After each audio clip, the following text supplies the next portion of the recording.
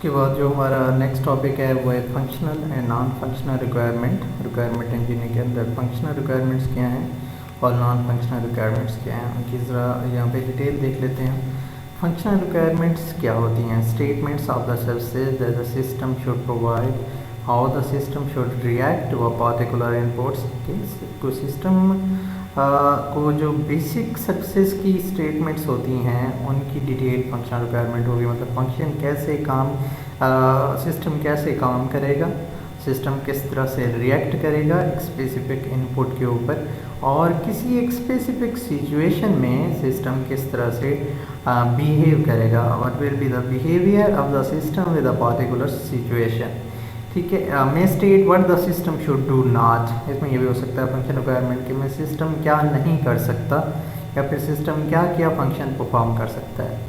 Non functional requirements में वो constraints हैं जो सर्विसेज फंक्शंस सिस्टम की टाइमिंग कंस्ट्रेंट्स हैं, इसके अलावा डेवलपमेंट प्रोसेस है, इसके स्टैंडर्ड्स एटीसी हैं, ये नॉन फंक्शनल। फंक्शनल वो जो सिस्टम का फंक्शन होगा, बेसिक रूट होगी सिस्टम की जिसका वो काम करता होगा, और नॉन फंक्शनल रिक्वायरमेंट में उस फंक्शन से रेलिवेंट उसके कंस्ट्रेंट्स, उसके डेवलपमेंट प्रोसेस और उसके स्टैंडर्ड्स होंगे।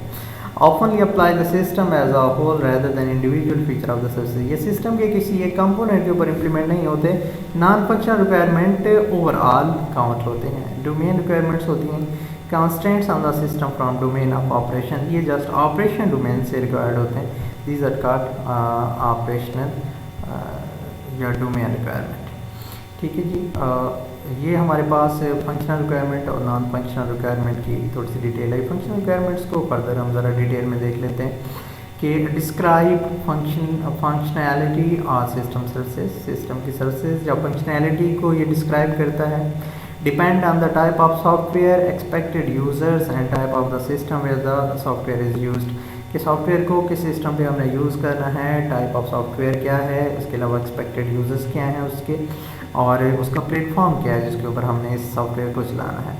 और फंक्शनल यूज़र रिक्वायरमेंट्स में भी high level statements of what the system should do. Functional requirement जो है वो हाई लेवल स्टेटमेंट्स हो सकती हैं कि सिस्टम क्या करता है या सिस्टम क्या कर सकता है। फंक्शनल रिक्वायरमेंट में एक और चीज़, functional system requirement should describe the system services in detail. इसको डिटेल में ये डिस्कस करता है फंक्शन की किसी सॉफ्टवेयर के सिस्टम सर्विसेज को।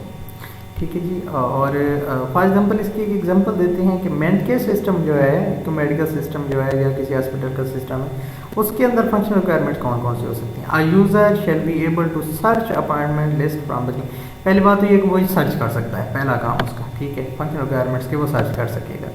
ये इसका उसके एक टास्क बेस्ड है, उसके फंक्शन बेस्ड है कि ये जो है ये सर्च कर सकेगा।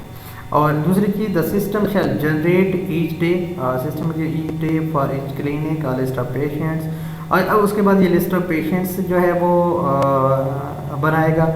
उसके बाद उसकी अपॉइंटमेंट्स है उनकी एक लिस्ट बनाएगा। दूसरा इसका टास्क ये हो सकता है। ठीक है, ये इसकी फंक्शन रिक्वायरमेंट है। Third one, staff member using system shall be uniquely identified. इसके बाद जो एम्प्लॉय आईडी है, जो एम्प्लॉय के जो पासवर्ड्स वगैरह हैं वो सिस्टम के अंदर यूनिकली आइडेंटिफाइड होने चाहिए। एम्प्लॉय नंबर उसका या उसका 8 डिजिट पासवर्ड वगैरह। ठीक है, ये फंक्शन की मेडिकल सिस्टम की फंक्शनल रिक्वायरमेंट्स हो सकती हैं। बेसिकली हम अगर इसको डिस्क्राइब करें तो कौन कौन सी फंक्शनल रिक्वायरमेंट्स इसकी हो सकती हैं। ठीक है, रिक्वायरमेंट सेशन क्या होता है? Problem arises when function requirements are not precisely stated. अगर हम फंक्शन रिक्वायरमेंट को प्रॉपर्ली ना बताएं, फॉर एग्जाम्पल हम ये मेडिकल सिस्टम में ना बताएं कि वो पेशेंट की लिस्ट क्रिएट करेगा, उसकी जो यूज़र एंड पासवर्ड वगैरह उसका क्रिएट करेगा, फिर उसकी अपॉइंटमेंट्स की डिटेल लिखेगा, फिर हम अगर सर्च करना चाहेंगे उसकी अपॉइंटमेंट की डिटेल तो हमें नहीं मिलेगी। तो इसलिए हमें चाहिए सबसे पहले हम उनके जो रिक्वायरमेंट्स हैं उसको प्रीसाइजली डिफाइन कर लें या स्टेट कर लें। एम्बिगुअस रिक्वायरमेंट्स में भी interpreted and different ways to development user. Ambiguous requirements में भी इंटरप्रेटेड, इनको पहले इंटरप्रेट किया जाता है प्रॉपर और प्रिसाइज फॉर्म में। ठीक है, फॉर एग्जांपल वो consider the search in requirement 1। जैसे हमारे पास वहाँ पे रिक्वायरमेंट 1 थी कि वो यूज़र की सर्च कर सकता है यूज़र को यूज़र लिस्ट के अंदर से कि कितने नंबर ऑफ यूजर्स हैं। Search for a patient name across all the appointments and all the. अब वो कैसे सर्च करेगा? उसका आईडी सर्च करेगा, क्या सर्च करेगा? तो इसकी मोर डिटेल्स में जाके पता चलता है, प्रिसाइजली डिज़ाइन करते हैं। तो वो पेशेंट का name across all the appointments के अंदर वो सर्च करेगा, फिर उसके बाद उसकी डिटेल आ जाएगी। देखिए रिक्वायरमेंट कंप्लीटनेस एंड कंसिस्टेंसी क्या होनी चाहिए। In principle requirements should be both completed and consistent. Complete का मतलब they should include descriptions of all facilities requirement, और consistent they should be no conflicts और contradiction in the description of the system facilities. ठीक है, इसके अंदर कोई conflict यानी उसके अंदर कोई एरर या बग्स जो है वो नहीं होने चाहिए। In practice, because of system environment complexity, it is impossible to produce a complete and consistent requirement. So ये कहता है कि प्रॉब्लम हो सकता है completeness और consistency, जो दो चीज़ें हैं, क्या चीज़ें होती हैं वो ये हमने बताई, लेकिन वो कहता है बाजू का इन रियल वर्ल्ड यानी रियल सिनेरियो इनको डिफाइन करना, इनको रिटेन करना थोड़ा सा मुश्किल होता है। अब नॉन फंक्शनल रिक्वायरमेंट की तरफ आते हैं कि नॉन फंक्शनल रिक्वायरमेंट क्या होती हैं। These define system properties actually, जैसे हमने कहा सिस्टम आते हुए उसका प्रोसेस किस तरह से, अब पहले उसकी फंक्शनिंग जो है वो है फंक्शनल रिक्वायरमेंट, नॉन फंक्शनिंग बाकी चीज़ें नॉन फंक्शनल रिक्वायरमेंट के सिस्टम की और प्रॉपर्टीज लाइक रिलायबिलिटी क्या है, रिस्पॉन्स टाइम क्या है, और सिस्टम जो है कंस्टेंट्स आईओ डिवाइसेस की कैपेबिलिटी क्या है, मतलब उसके अंदर कौन कौन से डिवाइस हम लगा सकते हैं। उसके अलावा प्रोसेस रिक्वायरमेंट्स हो सकते हैं जिसके अंदर पार्टिकुलर आईडीई यानी कि इंटीग्रेटेड डेवलपमेंट एनवायरनमेंट जिसके ऊपर हम सॉफ्टवेयर चलाना है, प्रोग्रामिंग लैंग्वेज कौन सी यूज़ करें, डेवलपमेंट मेथड क्या है, ये सारी नॉन फंक्शनल रिक्वायरमेंट है। ठीक है, types of non functional requirements ये हो सकती हैं। नॉन फंक्शनल रिक्वायरमेंट्स में ऑर्गेनाइजेशनल रिक्वायरमेंट है, एक्सटर्नल रिक्वायरमेंट है, इसके फर्दर टाइप्स हैं, एथिकल हैं, रेगुलेटरी हैं, और फिर रेगुलेटरी में लेजिस्लेशन चाहिए, उसकी अकाउंटिंग चाहिए, सेफ्टी चाहिए, सिक्योरिटी चाहिए, और इसके अलावा ऑर्गेनाइजेशनल रिक्वायरमेंट के अंदर क्या क्या चीज़ें आ जाती हैं, एनवायरमेंटल रिक्वायरमेंट है, ऑपरेशनल है, डेवलपमेंट रिक्वायरमेंट है, ये सारी जो ऑर्गेनाइजेशन, ये सारी नॉन फंक्शनल रिक्वायरमेंट, क्योंकि ये किसी सिस्टम सॉफ्टवेयर की फंक्शन को नहीं डिपेंड कर रही है, ये सारी चीज़ें एक्सटर्नल फैक्टर्स हैं, ये उसकी जिनके प्रोडक्ट रिक्वायरमेंट है, उसकी एफिशिएंसी कितना है, डिपेंडेबिलिटी क्या है, सिक्योरिटी क्या है उसकी, इस तरह से यूजबिलिटी क्या है उसकी, परफॉर्मेंस क्या होगी, स्पेस रिक्वायरमेंट कितनी होगी, कितनी वो पावर कंज्यूम करेगा, ठीक है, सॉफ्टवेयर सिस्टम के ऊपर कितनी लोड डालेगा, किस आईडी के ऊपर चलेगा, ये सारी चीज़ें नॉन फंक्शनल रिक्वायरमेंट।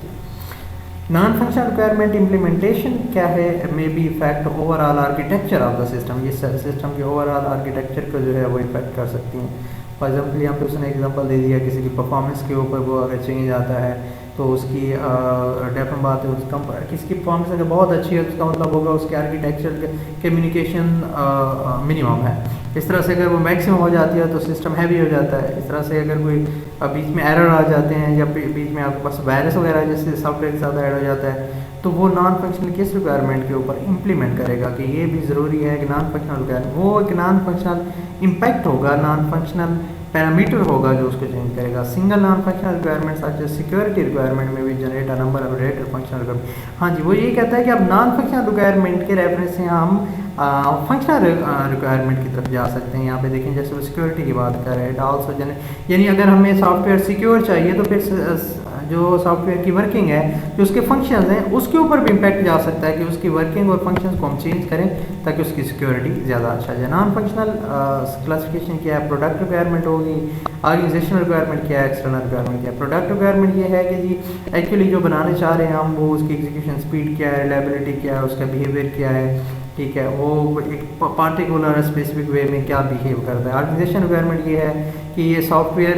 किस तरह से क्या कौन सा स्टैंडर्ड्स का यूज़ हुआ है, इसकी इम्प्लीमेंटेशन कैसे होगी, इसकी पॉलिसीज़ क्या हैं, इसके प्रोसीजर्स वगैरह क्या हैं। एक्सटर्नल रिक्वायरमेंट ये हैं जैसे मैंने आपको कहा ये वो फैक्टर्स हैं जो इनडायरेक्ट इसके साथ लिंक नहीं होते ऑर्गेनाइजेशन और सॉफ्टवेयर के साथ, लेकिन एक्सटर्नली उसके साथ कनेक्टेड ज़रूर होते हैं। लेजिस्लेटिव रिक्वायरमेंट हो गई या इस तरह की और चीज़ें। बाकी ये फंक्शनल नॉन फंक्शनल रिक्वायरमेंट्स के एग्जांपल्स हैं। प्रोडक्ट रिक्वायरमेंट है, ऑर्गेनाइजेशन रिक्वायरमेंट क्या है, एक्सटर्नल रिक्वायरमेंट्स क्या है, ये देखें यहाँ पे कुछ एग्जांपल देखिए हैं। मेन केयर सिस्टम है, user of the main care system should be using health care authority, identify card वगैरह जो है ऑर्गेनाइजेशन रिक्वायरमेंट है।